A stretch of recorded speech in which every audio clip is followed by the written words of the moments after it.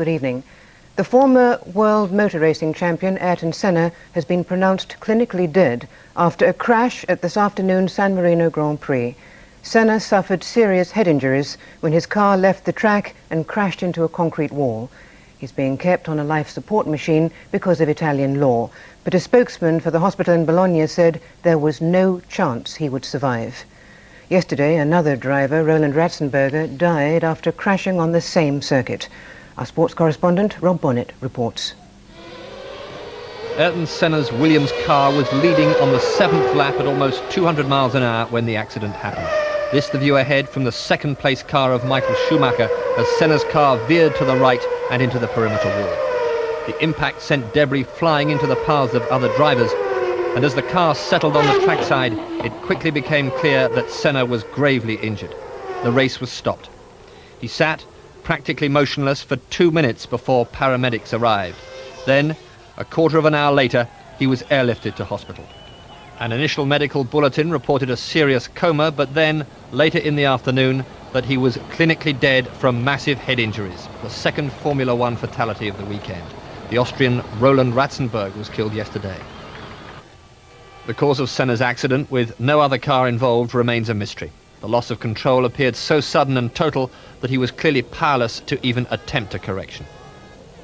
It's a very, very hazardous area trying to speculate, but a failure of some sort, a mechanical failure, a problem with the mechanics of the car, a problem with the tyre, all of these kind of things, possibly something on the road surface, oil or whatever, all of these things could play a part.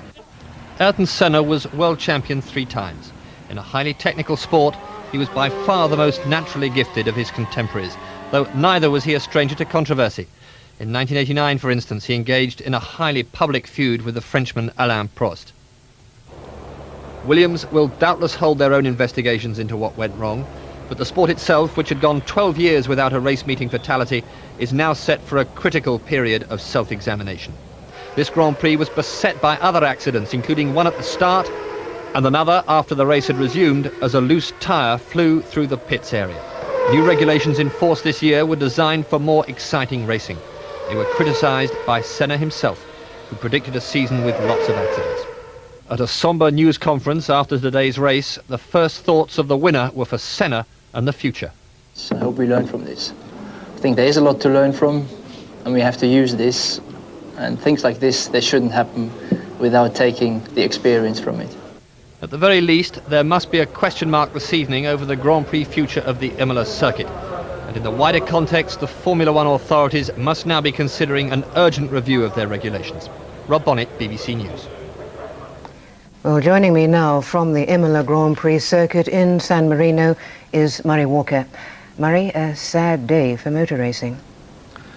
This is the blackest day for Grand Prix racing that I can remember in the many, many years that I've been covering the sport. We've had fatalities before, and in a sport that is dangerous and where the drivers know it in their heart of hearts, although they never expect it to happen to them, for there to be 2 casualties on successive days is quite appalling, and that one of them should be arguably the greatest driver who has ever lived in the history of Grand Prix racing makes it doubly so. Ayrton Senna was a great personality, not only as a driver, but as a man. He was a very successful businessman. He was supreme in almost every way in the sport, and to say that his loss is tragic is a masterpiece of understatement. Murray, with 2 drivers killed in 24 hours, where does this leave Formula One racing? Well, everybody is shocked and stunned here, and it's very easy to make emotional judgments. Without wishing to sound callous, I have to say that this sort of thing has happened before. It will happen again. Motor racing is dangerous. The important thing is that drivers should not take spectators with them. As I said a moment ago, they enter the sport knowing what the risks are. I don't agree with the suggestions that the Imola circuit is dangerous. We've had turbo cars here in the past which went faster than the cars we have today. We've only recently had the active suspension that was in vogue last year banned, and I don't personally believe that's made any difference. I honestly do think that this is just a hideous chain of circumstances, coincidences, which have all come together. Murray, thank you so much. Me White.